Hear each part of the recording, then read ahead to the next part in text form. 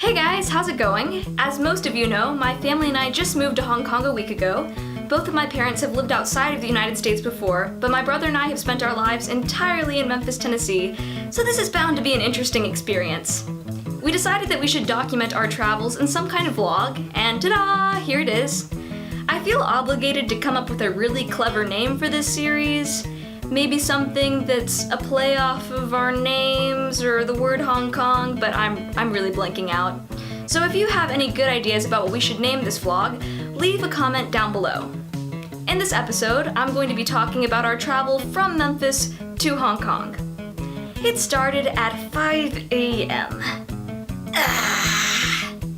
Nobody wants to go through the TSA body scanners at that unholy hour of the morning, but that's what we did. We were off to kind of a rough start because all of us were so groggy. Within the first 30 minutes, my mom almost left a suitcase filled with all of our medical records in the lobby as we went through security. Not a good idea. On top of that, we got pulled over by the TSA twice. It turns out that glossy hardback books will set off body scanners because they look like bombs or something. So pro tip, if you're traveling, try not to bring any glossy hardback books with you. Even though security was kind of an ordeal, we got through that eventually and had about an hour to lounge around in the terminal. This wasn't a bad experience, and there was a remarkably beautiful sunset outside of the window where we were sitting.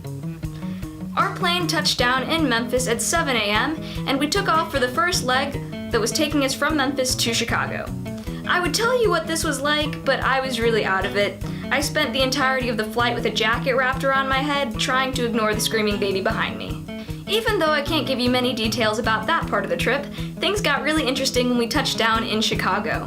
So we were flying business class because FedEx was paying for the tickets, and you have access to something called the Polaris Lounge if you fly business class. That sounds like an evil villain hangout spot, but it's actually just a really nice place that you can chill. When we walked in, it looked like the human equivalent of Nirvana. They had free drinks, free food, what more can you ask for? Plus, they had Wi-Fi and an incredibly spacious array of chairs. But the best part was that they had shower rooms and nap rooms. I have never had a shower in an airport before, but this was a great experience. They had heated towels, everything looked super swanky. It was not like the sketchy showers that they have in truck stops. I wish that I could have gotten to take a nap there, but I had an essay to write. However, I did get a chance to peek in and see what the nap room looked like. It had a very plush bed, plus a heated blanket, pillow mist, and a sound machine. So if I ever get a chance to fly business class again, I am definitely going to take a nap. Because everything was so nice, it was a little bit sad leaving the lounge after our 4-hour layover was up, but we did, and we hopped on our plane for the second leg of our trip, going from Chicago to Hong Kong International Airport. These 15 hours were made bearable by the fact that we were staying in business class. Those chairs actually have enough room that you can recline all the way backwards into a full-on sleeping position. Major score.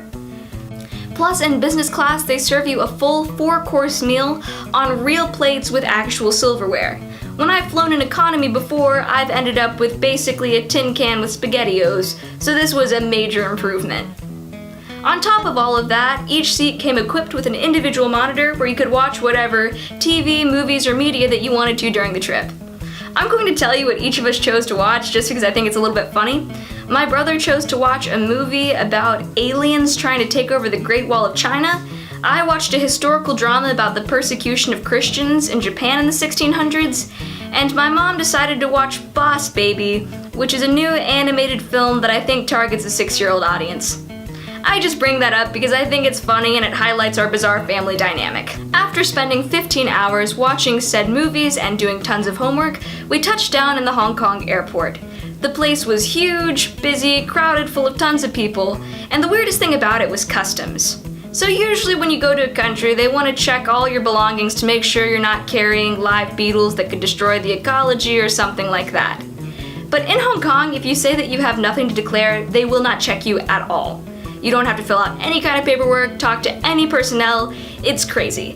I've always heard that Hong Kong has a really free market economy, but I didn't really have that hit me until I saw those double doors that said customs on them and had no one there to check you at all. Then we spent an hour in a rental car going from the airport to our new apartment.